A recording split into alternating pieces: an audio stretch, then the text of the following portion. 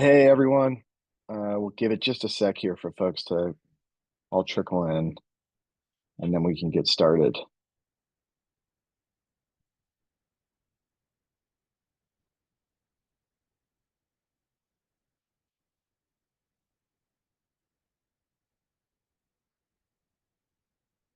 All right. I think we can get started. We'll probably have some more folks join during the session, which is totally fine. So this is kind of a unique Leland event where today it's really just like all about you guys and any last minute questions you have or things that are on your mind. This time is really for you. I'll take 2 seconds to just introduce myself and introduce Leland. Probably or hopefully most of you are familiar with Leland, but it's a one-stop shop for all things like career, professional oriented, and our main form of support is coaching, but we have a ton of other resources as well. A super powerful platform called Leland Plus. That's sort of like the Spotify of all content, all professional content, and MBA content. So, and then of course the coaching, right? A little bit about my background. I started my career at Goldman Sachs. I got my MBA from Chicago Booth, and I was an admissions fellow there, so involved in reviewing applications and interviewing applicants for admission.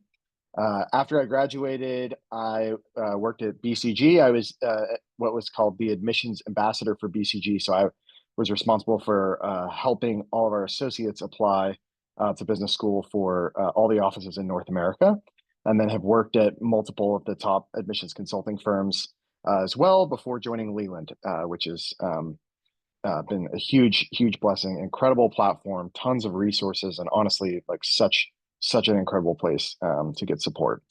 So I left BCG earlier this year, at the beginning of the year, and now work in corporate initiatives, which is basically a small strategy team inside of an HVAC company called Lennox International. And I lead M&A and AI strategy and a few other organic growth initiatives.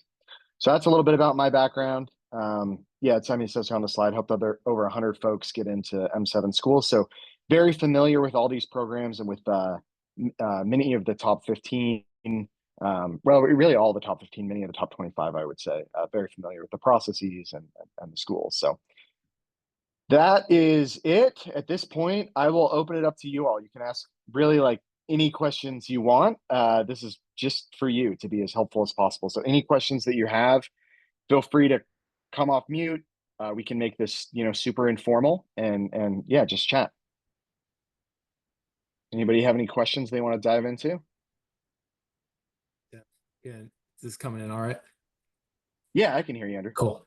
One, thanks for the time. I think the biggest thing as I'd look to finish off round two essays is finding that sweet spot between layering in like the due diligence that we've done with schools and not doing like overboard, because obviously there's you do need to say that there's specific classes and professors that you're interested in learning from, but how can you not keep spinning your own narrative, but then not, just regurgitate the website? I think with a lot of the why us, specifically the why, like one particular essay is for Ross that I'm thinking of, like it just feels like I'm spitting out the website back to them.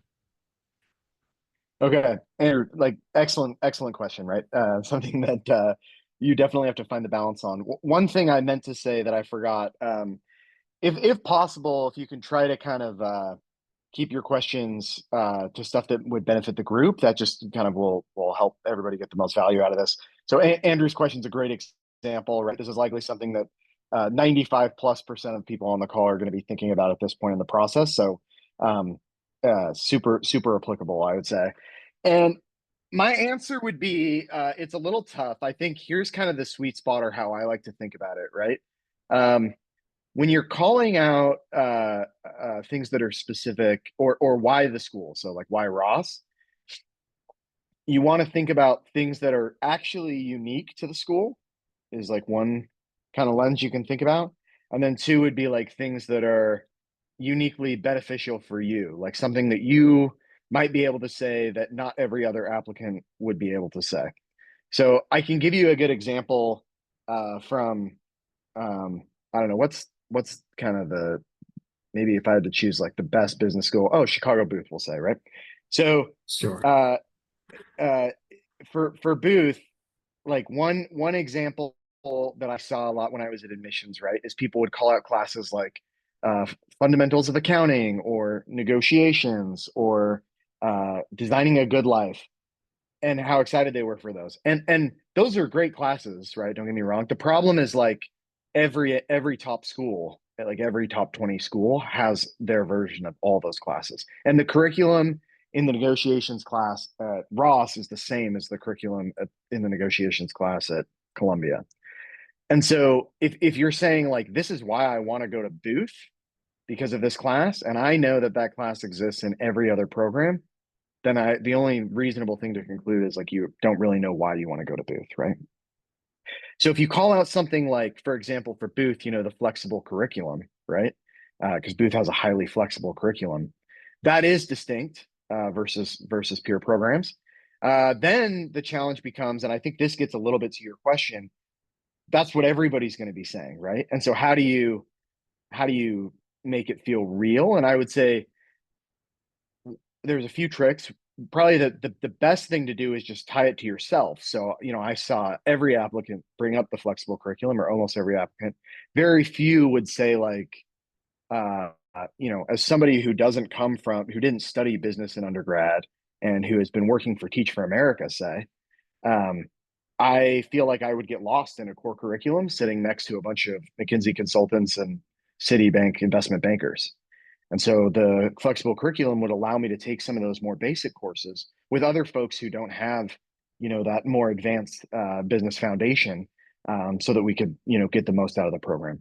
Or alternatively, you could say, as somebody who has had 3 years of investment banking experience, I would want to take the turbo economics class and the advanced accounting class and more quickly get to some of those more advanced electives. And so the flexible curriculum would allow me to kind of take that accelerated uh, approach. So like what I'm trying to illustrate, right, is taking like your own personal situation and trying to apply it to their differentiated or distinct offering. Usually it's not that hard to find what they think they're great at because they, talk about it in all the info sessions and online chats, and it's on the website, right? And so then the question becomes, how do I make this real for them by applying it to myself, by referencing students I've spoken to and like their anecdotal experience, and to try to bring it to life. I don't know, Andrew, if that helped, or if you have any kind of follow-up questions on that point. Yeah, very much so. And I'm glad that you approached it with the strategy that you did, because my thought was there's a particular professor that lines up exactly with what I do. And so I can play around with that. It just, yeah, it'll take a few more iterations of that essay before it doesn't feel so ingenuine as it currently does, as it's only on draft two. But thank you. Yeah. Maybe just a couple other things to look out for too, I would say. Right. One is like it can be helpful to step away a little, like almost step back a little bit and ask yourself, like, am I thinking really holistically, or am I calling out things that are kind of like niche? Like I have seen, like I've reviewed applications where folks will ask why they got rejected, and like some of the reasons why they're saying the school, I'm like, I don't know, it feels pretty like specific. So I think when you have something specific to share, oftentimes it can be helpful to be like, here's the broader theme. For example, here's a specific scenario where this is really brought to life, versus like, I'm not saying you're doing this, but like, you don't want to make the argument that's like, oh, I want to go to this school for this professor.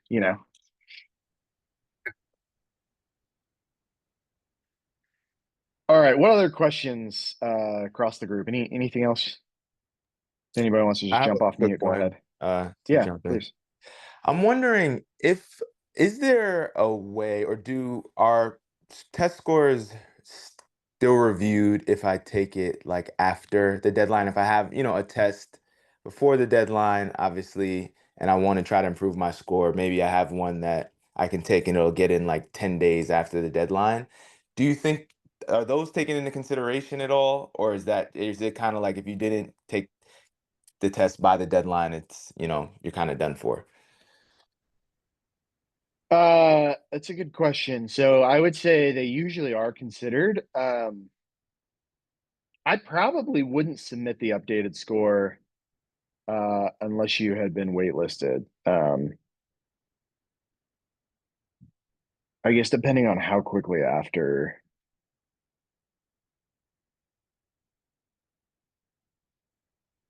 You're saying 10 days after you submit it?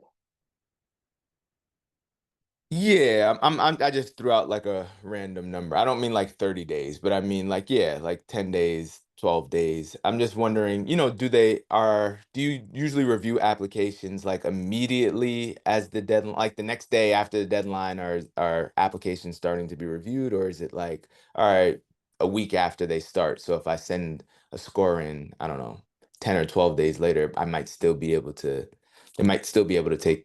be taken into consideration. So here's what I would say, Jeremy, is like, to answer your question, they start getting immediately reviewed after the deadline.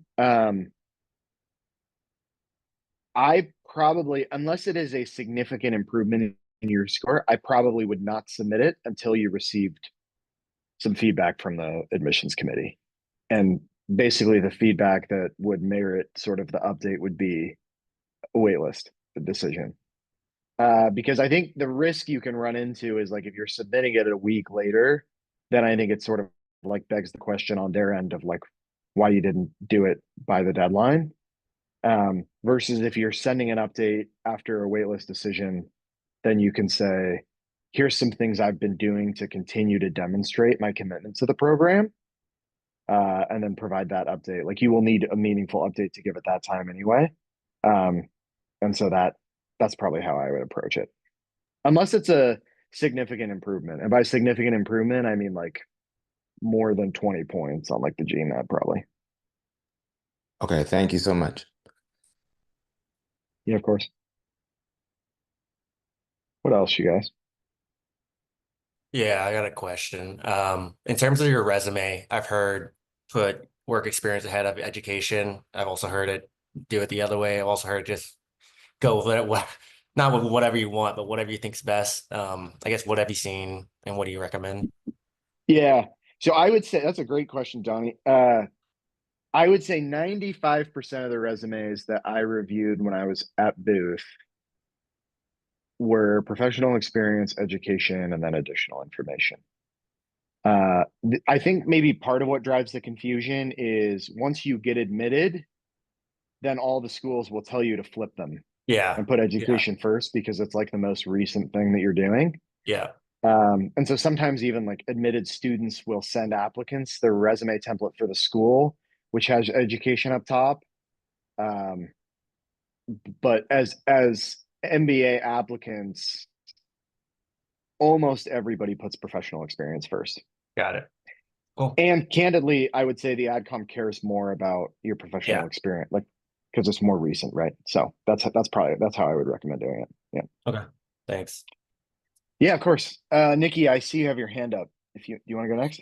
Hey, yeah, thank you. My question for you is, do you think there's like a max number of times we should like report test scores? Like if I've taken it like 5 times, should I report all 5?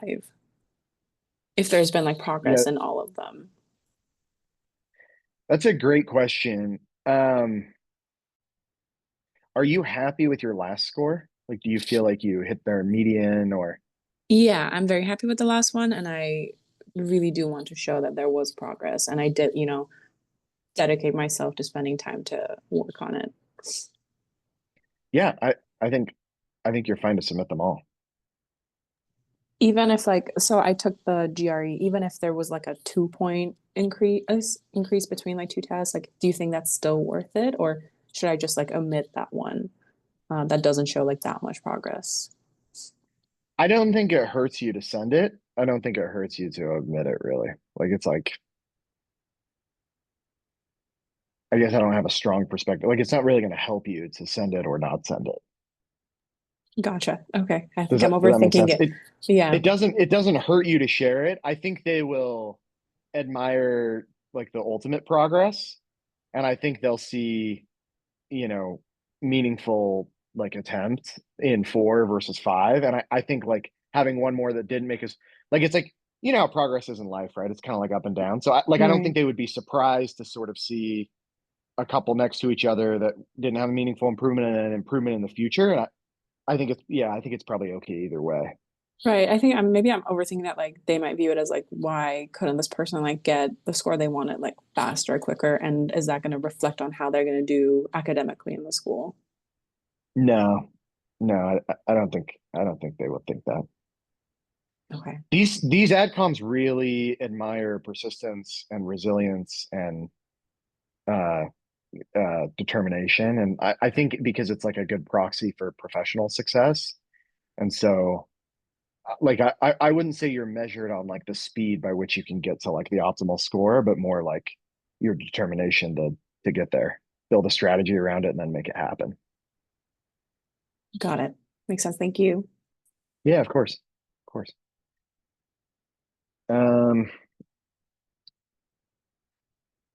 Okay, Andrew, I was just looking at your question in the chat. What if you nailed the GRE and had a weak GMAT score? One follow-up question, Andrew, would be, was the GRE score first or the GMAT score was first?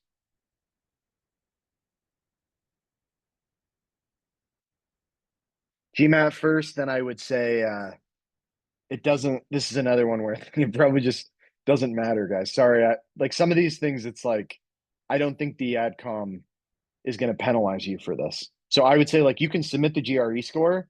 It's great. I think if you are disclosing that you first took the GMAT score and it didn't go as you were hoping, maybe helps you a little bit to kind of show that commitment. But it's going to be super marginal. Thanks. Yeah, of course. All of these random questions you didn't know you had until you're 2 weeks away from the Yeah, deadline, and then you start I've been there. freaking out about things. Yeah, it's amazing what comes up for sure. For sure. Uh, uh, who else? Anybody else? Yes, so one question about the recommendation letter. So what are some good tips for your recommender for them to like give you a stronger recommendation letter? Oh man, that's a loaded question. There's so many things. I would say, so you've already selected your recommenders? Yes. Okay. So here's a few tips. One would be I would kind of think strategically about what they actually like how they actually view you. Because they're like it's gonna come through most authentically if they're speaking to strengths that um they believe, you know. Um recommenders are great just kind of like third party endorsements of your profile. So they tend to like really good strengths for them to highlight are like what makes you a good leader or what makes you a top performer. Because everybody would like to think that they're a good leader. Everybody would like to think, you know, they're in the top 25% of performers or top 10%, which mathematically is impossible. Um, so it's helpful for them to kind of endorse those things because it will make it feel more real for the adcom. On the depending on the school, for most of the schools, the second question is the most important piece of critical feedback that they've given. It's really helpful to have them highlight a growth mindset, like a willingness to receive the feedback and a willingness to accept it and build an action plan and ask follow-up questions and come back and try to make improvements. A lot of applicants, I think, feel pressure to have their recommender say that they solved that critical piece of feedback, which maybe sometimes is in scope, but a lot of times our strengths are our strengths and our weaknesses are our weaknesses. So it's not, I wouldn't say it's necessarily a requirement for a good recommendation to say, oh, you know, she struggled with this and then she did a complete 180 in 2 weeks. She was completely different. Like sometimes that can actually damage the credibility a little bit of the recommendation. So better is to say, you know, she approached it with a growth mindset, a willingness to learn, even though she still has some improvement to make. I've seen significant progress, like that type of language. The other thing that can be really helpful is when they're describing your attributes, the more that they can be sort of answer first in saying like, she like instead of saying here's a time she demonstrated like a high degree of collaboration, better would be to say she's very collaborative. She can work in dynamic teams and drive alignment across very different people. Here's an example of where she exhibited that skill. So it's almost better if they speak to your personal brand, what makes you differentiated first, and then provide the example versus sharing the example only. Maybe I'll pause there. Is that helpful or the type of feedback that you were looking for? Yes, yes, thank you. Yeah, of course. What else? Oh, did somebody else have their hand up or no? Hey, Timothy. Uh, Hey, Matt. yeah. Hi. So my question is around those very short questions that are asked in the applications, especially like around your work experience. So I was just wondering how to make the best use out of it, like because I'm assuming they have read my resume and everything, but like how do we tell a good story in a very like concise 250 character count? So those questions vary a little bit by school. So some of the schools, what like you're asking about like the question where it asks the scope of your responsibilities, for example? Yeah, they do ask about like a job description and scope of responsibilities and reason for leaving. I think I've seen like a couple of those. Okay, yeah, HBS. Yeah. So Uh-huh. I would say on the more scope of your responsibility side, you want to orient it toward like you want to give them a sense of like very quick and concisely what you did, like what you were responsible for, and like the impact that you had. So I would say in some ways it's similar to the resume, but I would elevate it a little bit. So it's just like a summary of like if you were to write 1 to 2 sentences of what you were responsible for and what you sort of achieved. And then on the questions that are more around how you or why you left, I think they just want to see like a really purposeful professional journey, like somebody who's being thoughtful about what you get from one experience and why you would want to go somewhere else, what you're seeking. And so I think you have to. It's a little hard to answer without seeing your resume, but I would say you want to think about like what experiences you've had and how you're like building that story that then should connect to like what you're saying you want to do short term, long term after the MBA, why you need an MBA, like sort of the problem statement of your application, what you need to get out of it, and kind of making sure all that is pieced together. And those little like why you left one place to go to a different one, like that sort of thought, like the thoughtfulness around that should fit into that broader narrative. Does that make sense? I got you. I think, yeah, it does make sense because I was wondering like those semicolon separated lists won't help there. Because I mean, there's so much in the resume, and I think, yeah, it's just the aspect of telling a story. Yeah, it does make sense. Yeah, I like the way you said it, like almost like thinking about it as a story, right? If I were just going to read from like, like for me, like it started at Goldman, worked at BCG, now I work at Lennox, right? It's like, okay, well, Goldman to BCG is a decent change, functionally in terms of what I was doing. And then BCG to Lennox, it's like now I work I work for a company that makes air conditioners. And so it's like, I think explaining like, well, is the scope of the role the same? Or like, what was I responsible for? What did I achieve? And then with each of those changes, like how was I, very kind of purposeful and thoughtful and in the move? Got it. Thank you. Yeah, of course. What else?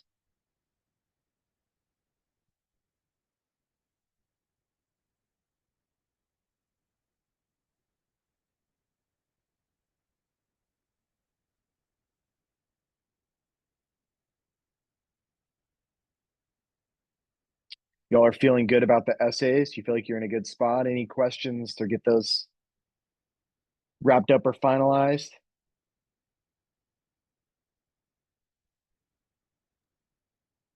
I guess another question in terms of maybe the additional essays. Mhm. I know like for example, GSB has a character count. So have you seen it as more of an essay type of formatting or a like bullet point, just laying out like, hey, here's my additional whatever the question is, or about I'll give like a personal example, like a low GPA in undergrad. Would that be like an essay, like explaining, hey, this is kind of what my situation was. Here's I've done like Coursera work to show quant, blah blah blah, or is it just like bullet point, short and to the point? They're essays. Okay. Yeah. And on the low GPA, like I guess like a few things to think about there that might be helpful, hopefully. One is like I would think about maybe like if you look at your because they're gonna look at your transcript, right? So like was this stuff early in your academic career or later? And what types of courses did you struggle in? Like if it was more quant type courses, then like the quant side of your GRE or GMAT becomes more important. And vice versa. And then I would say like if you can give them context around like here's like tips for just kind of how to deliver a good Yeah. essay around that topic is like give them context around what was going on in the situation, but you also want to accept responsibility for Yeah. it. So you don't want to like make it feel like you're kind of shifting the blame to something else. And then I like your point around things that you've done since to demonstrate a commitment. And then I would also, which I think that's spot on. And then like, I'd probably wrap a bow around it with like, you're like articulating your commitment to doing well in the program and supporting the learning of your peers, while you're on campus. Okay. Cool. Thank you. Yeah, of course. Nikki, did you have one you wanted to, or no? Yeah, I actually put it in the chat. So how Oh, strict do you think they are with word limits on the essays if we have to like upload a PDF? strict. I would not go over the word limit. Okay. That that they won't like that. Okay. It's I just thought like not maybe a great way to I thought maybe I start. could get away with it. If it's a Yeah, PDF.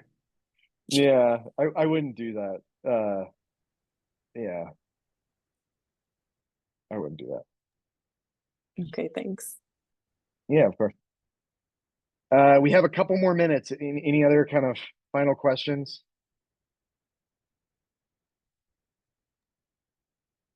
Optional essays. I've heard people say that you're asking the adcom to do more work for you. And even though they give you 250 words, 300 words, maybe don't take all of it. What do you think about that? When you talk about optional essays, are you thinking like MIT's, like that type, or like the additional information essay? The additional information essay. I'm trying to explain a terrible Calc 112 class sophomore year. Okay. So, I agree with that advice. Like, I wouldn't choose not to explain it because you don't want to give them more work. Like, I think they'll have the question and you have to address it. But I would not, maybe in the same way that like you feel some pressure to put 300 words in HBS's business focused and business minded essay, I would not feel the pressure to like, fill up the like it is completely fine to have like a 30 or 40 word response in an additional information essay. I would think about like what's kind of the pithy way to like appropriately answer this question and get them comfortable, Thanks. Yeah, of course. Anything else? Any final question?